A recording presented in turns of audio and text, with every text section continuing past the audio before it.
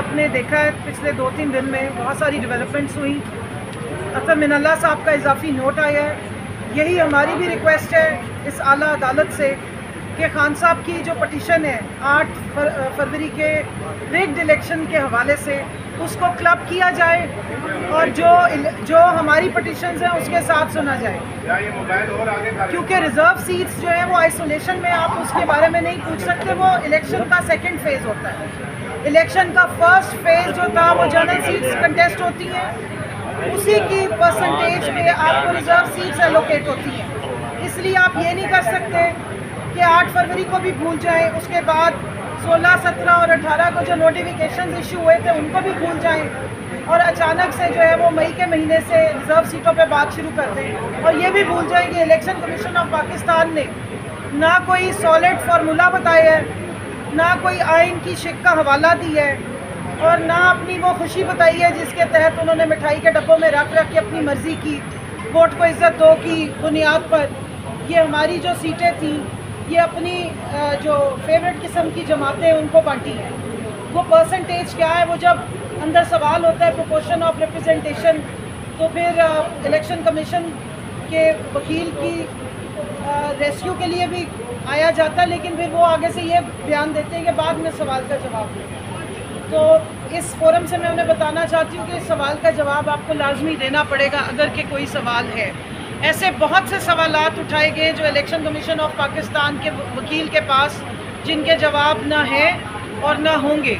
जैसा कि आज रिकॉर्ड भी मांगा गया है, रिटन रिकॉर्ड के जो लिस्टें पाकिस्तान तहरीक इंसाफ की ख़वातीन की जो मखसूस नशिस्तों के लिए और माइनॉरिटीज़ के लिए लिस्टें जमा कराई गई थी उनका ज़रा रिकॉर्ड लेकर आए।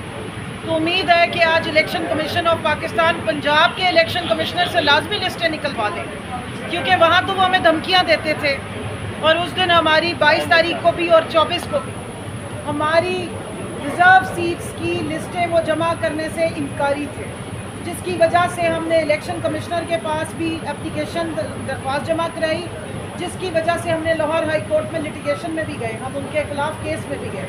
तो आप यहाँ से अंदाज़ा लगा लीजिए कि पहले से इन्होंने तैयारी की हुई थी। इलेक्शन कमीशन ऑफ पाकिस्तान जो पाकिस्तान का एक कॉन्स्टिट्यूशनल इदारा है जिसको एक न्यूट्रल तरीके से काम करना होता है, उसकी बजाय election commission of Pakistan party बन गया चंद जमातों की।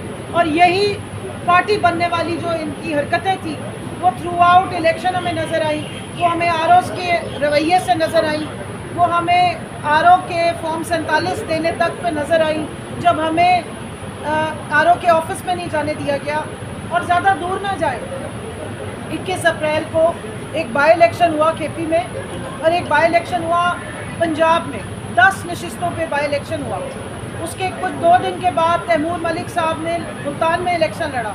आपने सब ने वो जो मनाजिर थे वो देखे, ऐसे लग रहा था कि आम आवाम की जगह पुलिस इलेक्शन लड़ी या उम्मीदवार भी पुलिस ही है, क्योंकि आरओ ऑफिस के बाहर से लेकर और बाकी हर जगह पे हमें पुलिस ही नज़र आ रही थी। मेरा इलेक्शन भी सारा वैसे पुलिस ने और कुछ और लोगों ने लड़ा है, और वो भावलपुर और भावलनगर वाली साइड पे कौन से लोग हैं वो आपको सबको अंदाज़ा हो गया होगा। भावलनगर का वाक़या कोई ढका छुपा नहीं है, सबको ही मालूम है, वहाँ इसी किस्म का इलेक्शन लड़ा गया। तो अब मज़ीद आवाम की बददुआएं ना समेटें, पुलिस को भी मैं कहूँगी बस कर दें। आपको इलेक्शन कमीशन की आलाकारी करने का सिर्फ 8 फरवरी को कहा गया था, आप तो पक्का ही उनके सहूलतकार बन गए। कोई आवाम पे भी तवज्जो दें, अपने ओथ के साथ भी कोई जस्टिफिकेशन करें। जो आपने आवाम की खिदमत, उनके माल और इज़्ज़त की हिफाजत की कस्में खाई थी, फिर ये वर्दियाँ अपने सीनों पे सजाई थी, थोड़ा सा उस तरफ भी कोई तवज्जो हो।